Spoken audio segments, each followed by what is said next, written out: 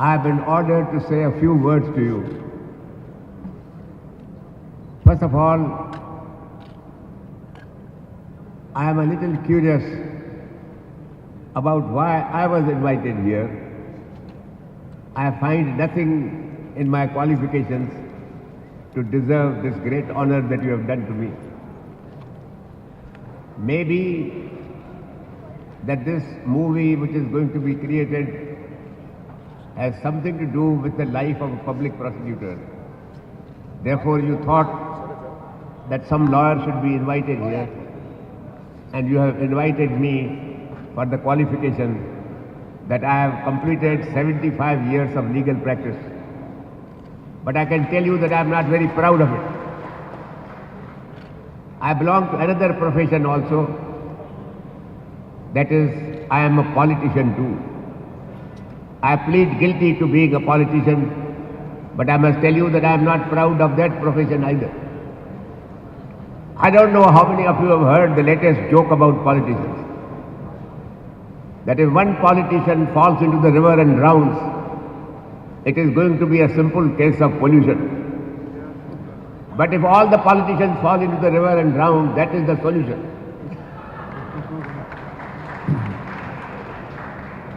There is a third profession of which I am proud,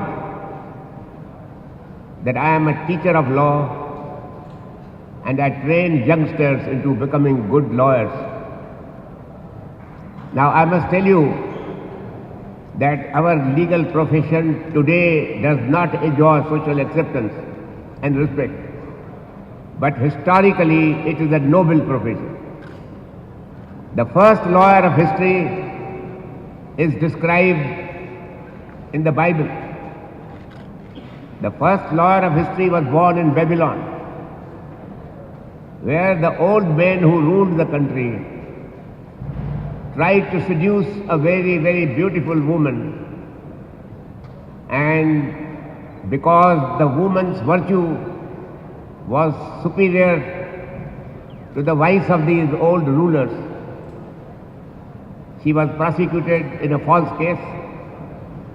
She was convicted and found guilty and was to be executed, and the method of execution used to be that the person had to be stoned to death. The Bible records that a big crowd had collected to see the blood of this woman flow. But then rose from the crowd a young man called Daniel, who said that I don't believe that this woman is guilty of any offense. She is innocent. So the crowd told him, young man, what do you want to do? He said, I want to ask questions from these four men who have accused her of being guilty of adultery. So the crowd said, all right, young man, you are brave, therefore we are allowing you to do it. He asked questions from these four men that, please tell us, where did you see this adultery being committed?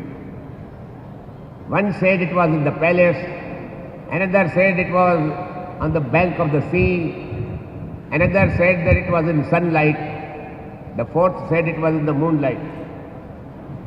So this young lawyer, by a small little cross-examination, had succeeded in establishing the innocence of this woman, and the crowd which had collected to see the blood of this woman flow was now howling for the blood of these four old men, and these old men incidentally were politicians. So my friends, Daniel is the spiritual ancestor of the legal profession, and I am quite sure that this play, that the movie which you are producing, is about a lawyer who can claim to be at least as virtuous, or probably even a fraction of that virtue which the old Daniel had, that he displayed in his public life. I must tell you that a prosecutor, and a good prosecutor as he was, is not a person who gets people convicted. The best prosecutor is who, when he reads the case and finds that an innocent man is being prosecuted, he should have the courage to get up and tell the judge that I don't support this case and this man ought to be acquitted and made free. That is the qualification of a good public prosecutor, And I am not sure that your movie describes the qualities of a good prosecutor, which this gentleman obviously was. I hope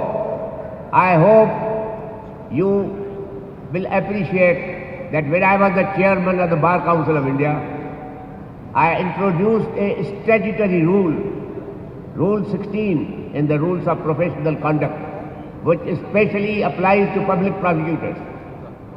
The rule says that no public prosecutor shall ever try to secure the conviction of an innocent man, and if he is in possession of any evidence which can establish the innocence of a person, it is his duty to the court, duty to society to disclose that evidence and say that this man is not guilty of the offence with which society is charging him. That is the kind of exceptional public prosecutor which we do not find today, unfortunately. And today, even if there is a public prosecutor who has that, at least that thought in mind, but he will be afraid that tomorrow if I say something in favor of the accused, I will be charged by the corrupt politicians with corruption. So that is the problem, and I hope, my friends, you need a few corrections in the small, very brief script that I have read about your play, about your movie.